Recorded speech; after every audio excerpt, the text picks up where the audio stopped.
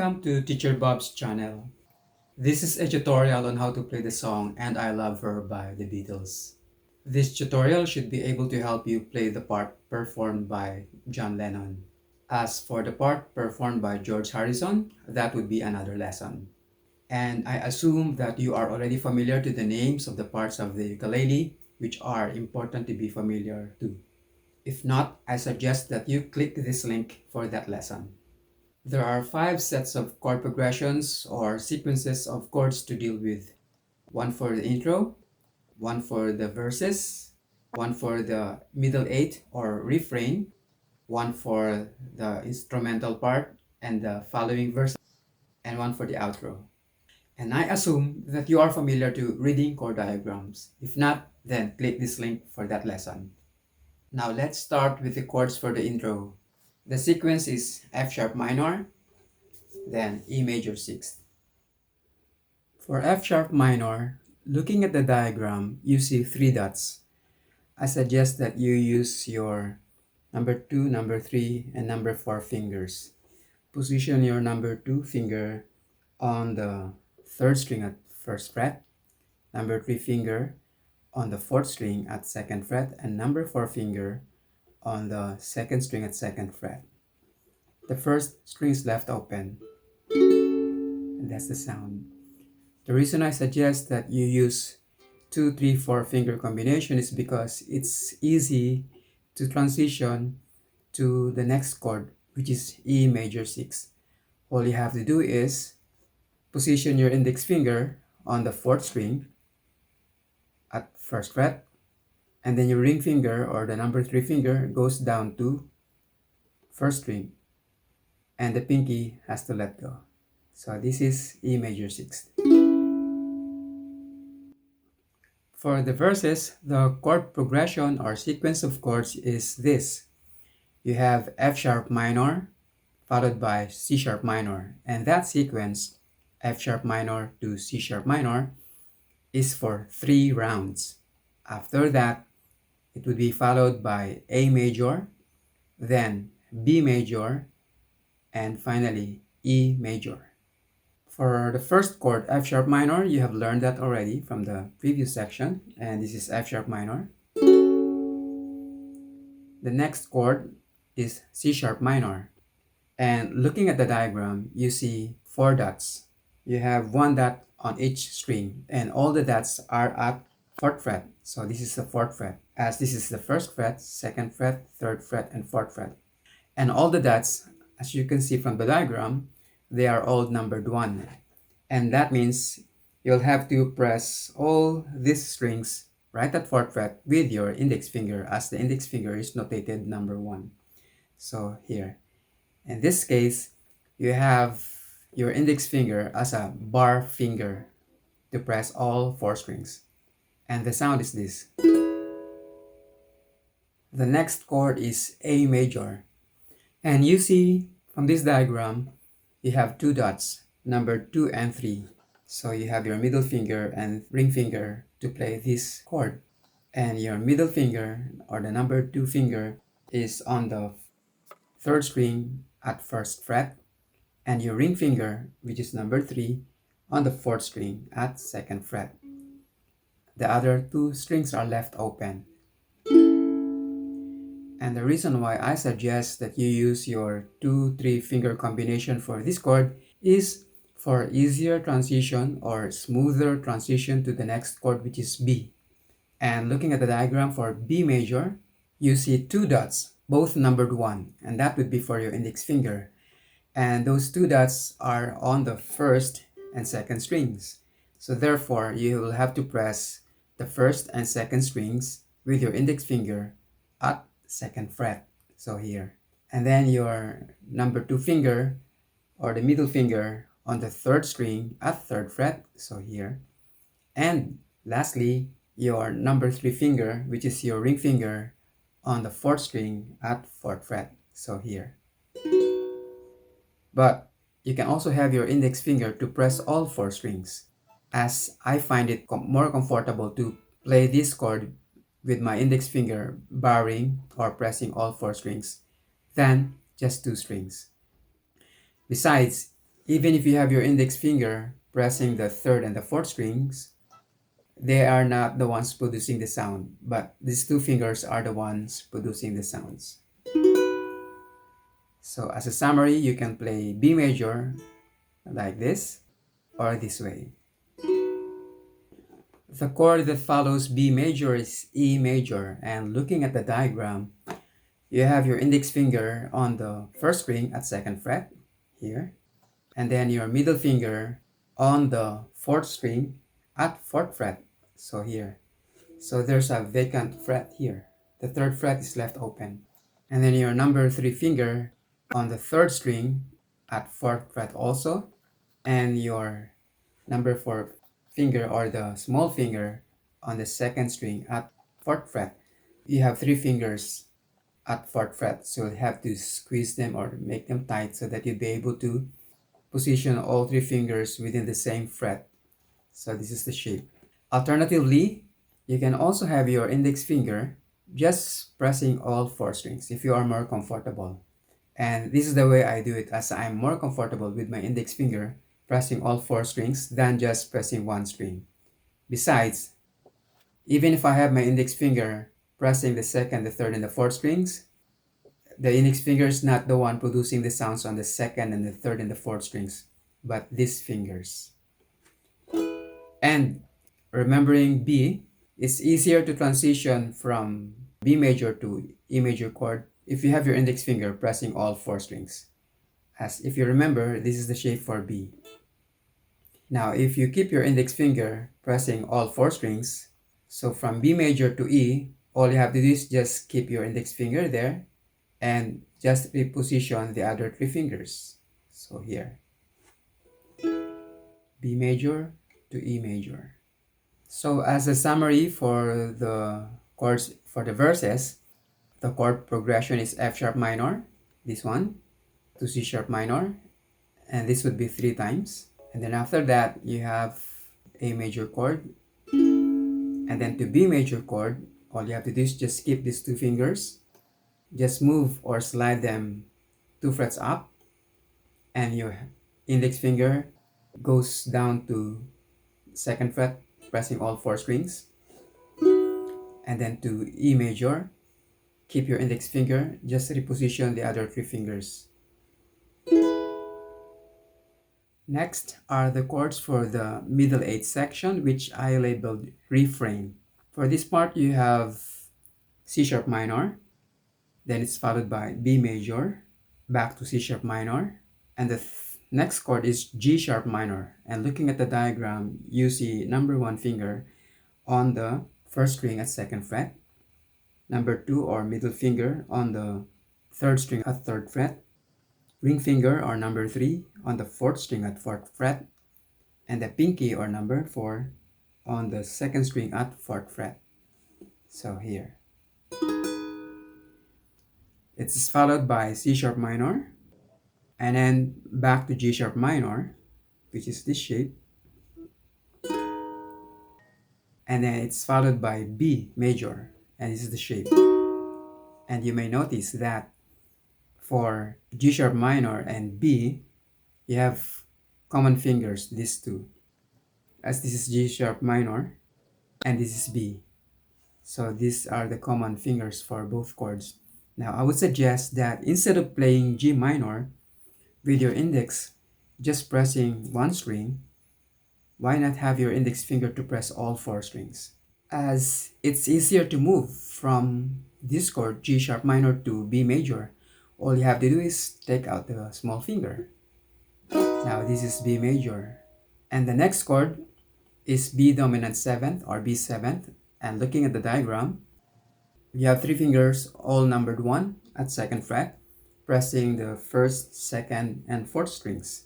So for that chord, since you have 3 dots at the same fret, then you can use your index finger as a bar finger, and then one more finger, which is the middle finger, number 2, on the third string at third fret. So this is B7. Now you would notice the previous chord is B, which is this one. So all you have to do is to move from B major to B7th, just take out the ring finger. So there's B7.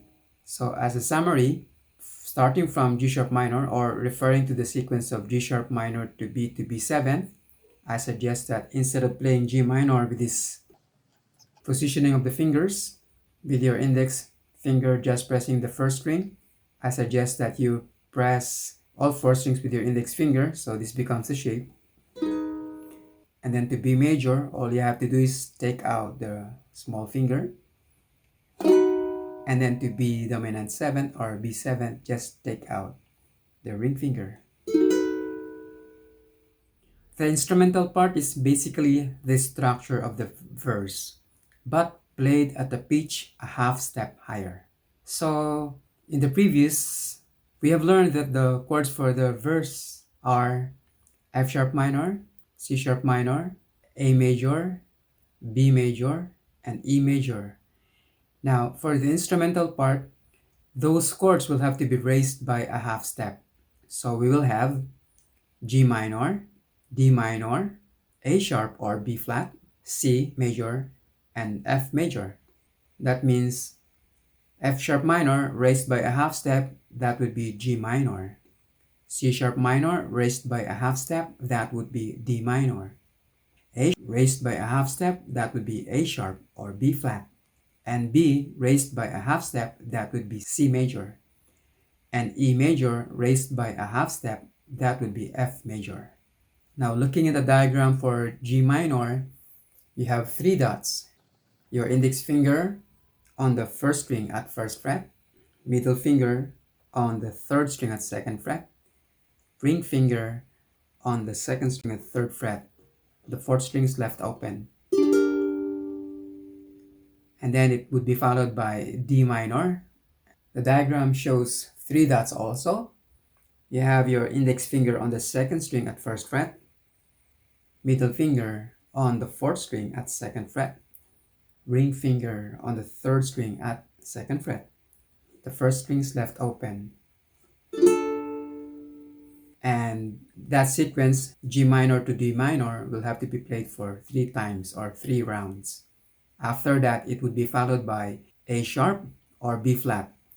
So this chord has two names, either A sharp or B flat. But for our discussion and for this lesson, we'll be using B flat instead of A sharp. So looking at the diagram, you see two dots numbered 1. That means your index finger has to press the first and the second strings at first fret. So here. And your middle finger on the third string at second fret. And your ring finger on the fourth string at third fret. So this is B flat. Like what I said earlier, instead of just pressing the 2 strings, you can press all 4 strings. And if you notice, you have the same shape for B major. This is B major. And this is B flat. Well, it's because B flat means it's a sound that is half step lower than B major. So if this is your B major, then all you have to do is you bring the whole thing or the whole shape 1 fret lower, and that would be B flat. Then this chord is followed by C major, which is this chord. And looking at the diagram, you only see 1 dot, number 3, and that's your ring finger on the first string at third fret. The other 3 strings are left open. And then it's followed by F major, and you see 2 dots. Number 1 on the second string at first fret. Number 2 finger on the fourth string at second fret.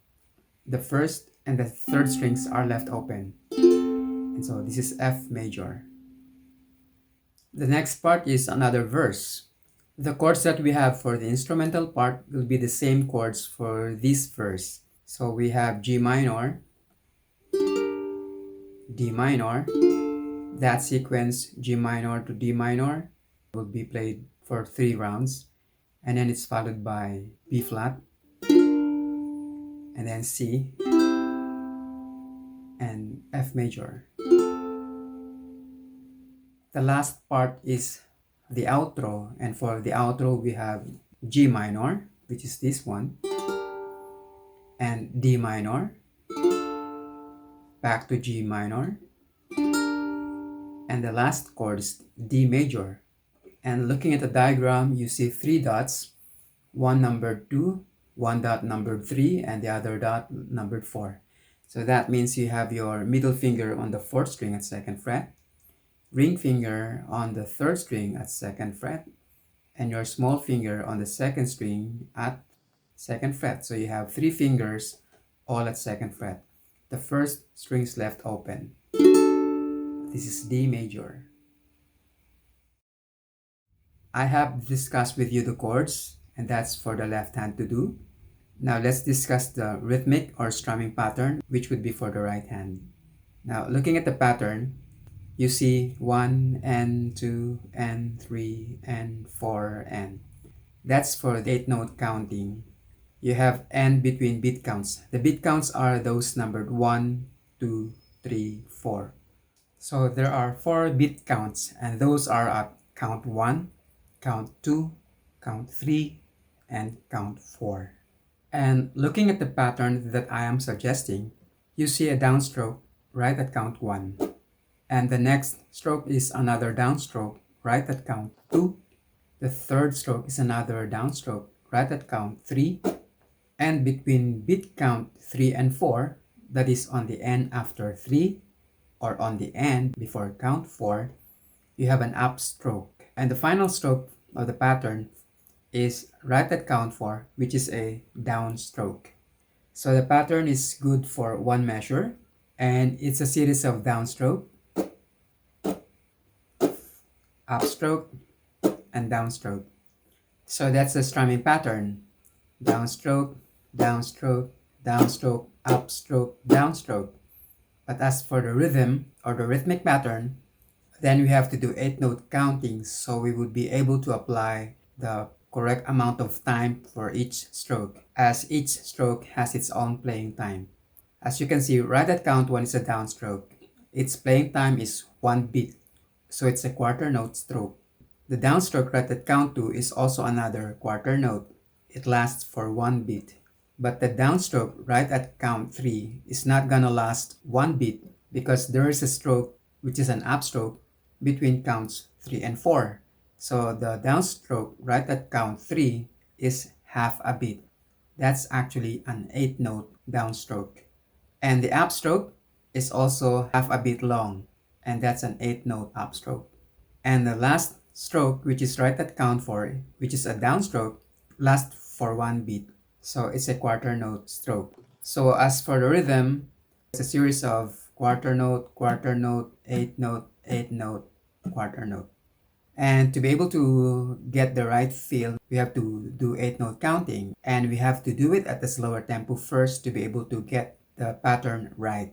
So let's say our tempo is 1 and 2 and 3 and 4 and. When you try to do this, you have to count steady and even. That means your counting should not slow down or goes fast. So you count at a slow tempo. And let's use this tempo. 1 and 2 and 3 and 4 and. And as you count, you apply the appropriate stroke. Let's just mute the strings. This is just for the right hand exercise. So 1 and 2 and 3 and 4 and 1 and 2 and 3 and 4 and.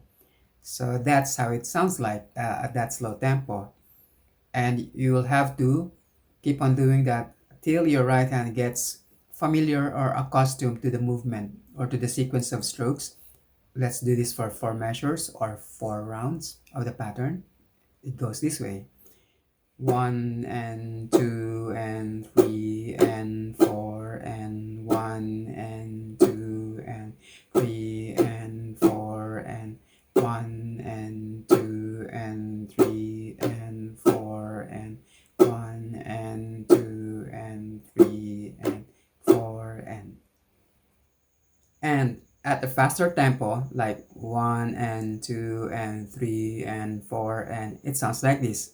1 and 2 and 3 and 4 and 1 and 2 and 3 and 4 and 1 and 2 and 3 and 4 and 1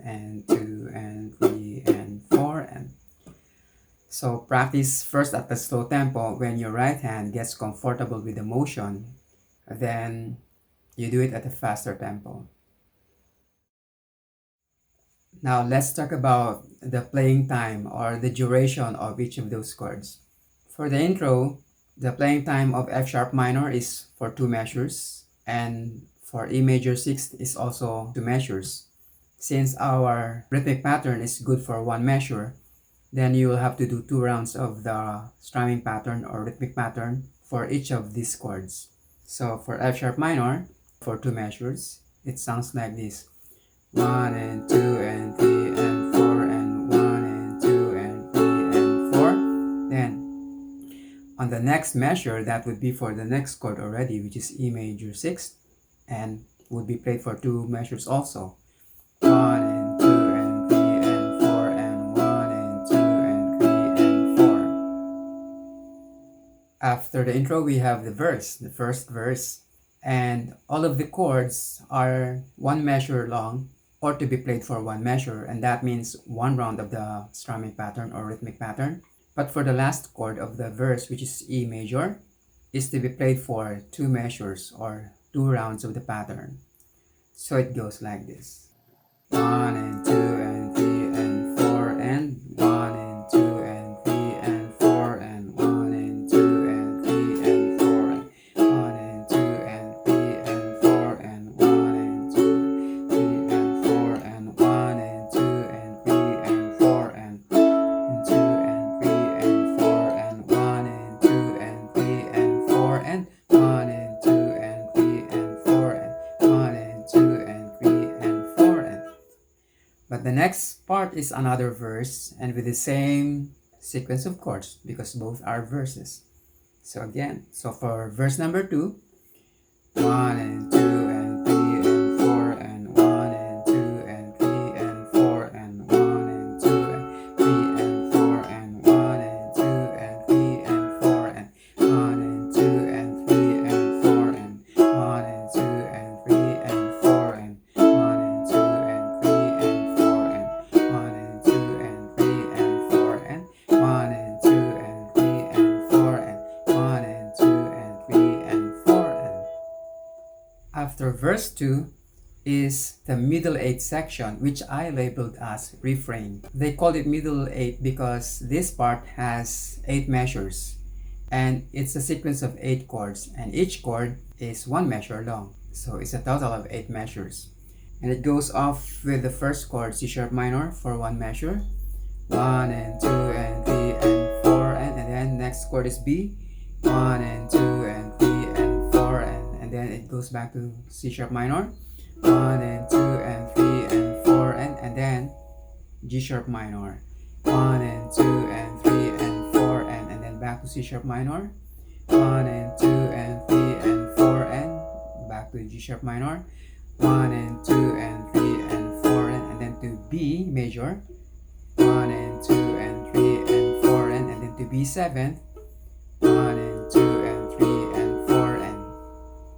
After the middle 8 is another verse, verse number 3, and it's actually the same as verse 1 and verse 2.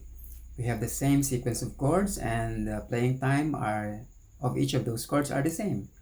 So here, 1 and 2 and 3 and 4 and 1 and 2 and 3 and 4 and 1 and 2 and 3 and 4 and 1 and 2 and 3 and 4 and 1 and 2 and 3 and 4 and 1 and 2 and 3 and 4 and 1 and 2 and 3 and 4 and 1 and 2 and 3 and 4 1 and 2 and 3 and 4 and 1 and 2 and 3 and 4 and. After verse number 3 is the instrumental part. The chords are now raised at a half step higher. They applied modulation for this part. So we have the G minor for 1 measure, 1 and 2 and 3 and 4 and then D minor for 1 measure, 1 and 2 and 3 and 4 and then back to G minor for 1 measure, 1 and 2 and 3 and 4 and to D minor for 1 measure, 1 and 2 and 3 and 4 and to G minor for 1 measure, 1 and 2 and 3 and 4 and then to D minor for one measure, 1 and 2 and 3 and 4, and then to B flat for one measure, 1 and 2 and 3 and 4, and then to C major for one measure, 1 and 2 and 3 and 4, and actually you can play C major another way. This is B flat major, 1 and 2 and 3 and 4, and you can play C major by using the whole shape but moving it 2 frets up. So here. The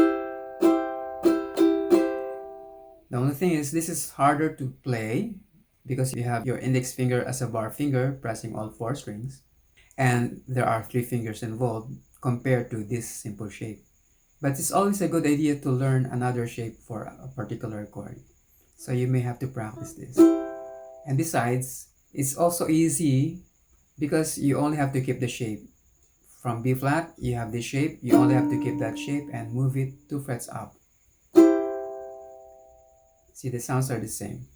1 and 2 and 3 and 4, and 1 and 2 and 3 and 4 versus 1 and 2 and 3 and 4 and 1 and 2 and 3 and 4.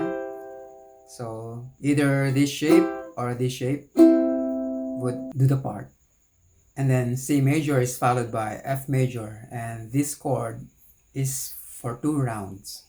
1 and 2 and 3 and 4 and 1 and 2 and 3 and 4. And next to the instrumental part is another verse, but this verse, which I labeled verse 4, is actually the same as verse number 3, but with a set of chords that are a half step higher. And so the chords are the same as the chords for the instrumental part, but the lyrics the same as verse number 3. So it goes like this. So we have G minor for one measure, 1 and 2 and 3 and 4, and then D minor for one measure, then G minor for one measure, to D minor for one measure, to G minor for one measure, to D minor for one measure, and then to B flat major for one measure, and then to C major for one measure, and then to F for 2 measures.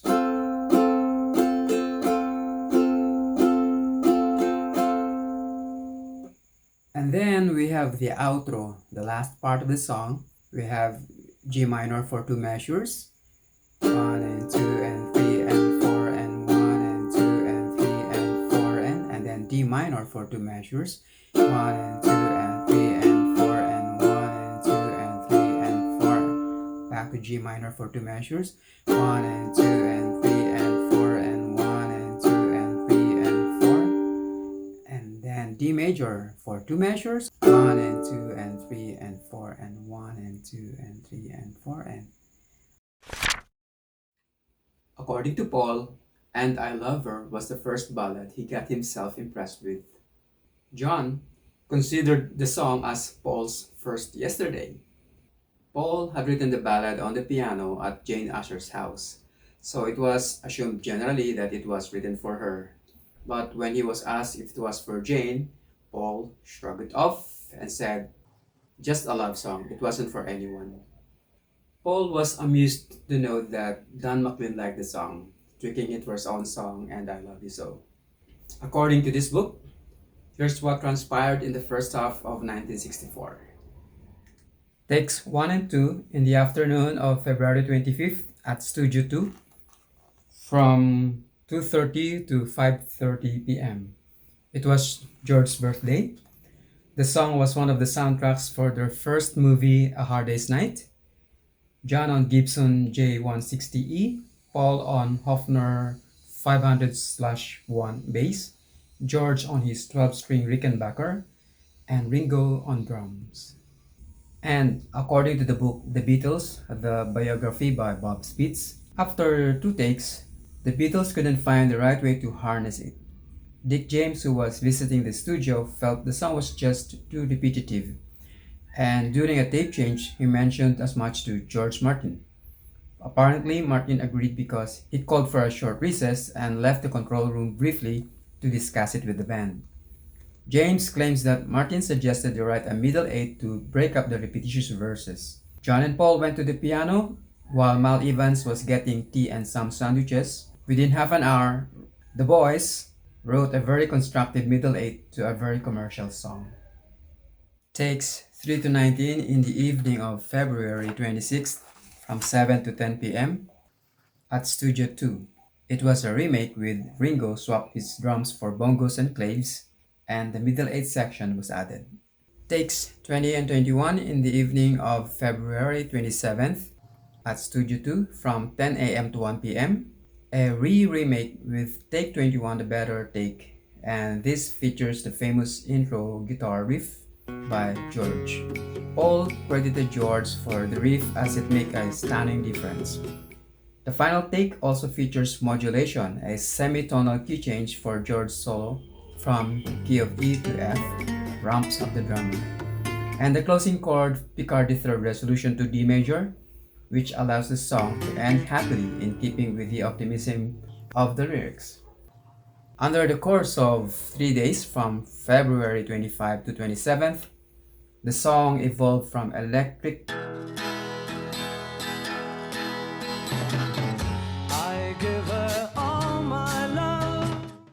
acoustic setup, with George switching to his Jose Ramirez Guitarra de Studio guitar and Ringo forgoing the drums by playing bongos and claves. This acoustic setup was another first for the band. Now for the demonstration of the playing of the whole song, check out one of the end screens. I hope that you enjoyed and learned something from this tutorial. If you do, please don't forget to click the like button. Share this video or share this content so that others would also learn from this tutorial. You can also save this tutorial to your playlist so you can watch it later. And don't forget to subscribe so that you'll be the first to know once a new video has been uploaded. And also you help me grow this channel. At the end of this video are end screens. One of them is a demonstration of how to play this song. The other end screen is a playlist for chords and lyrics. Another end screen is a playlist for guitar lessons. This is Teacher Bob. Thank you for watching.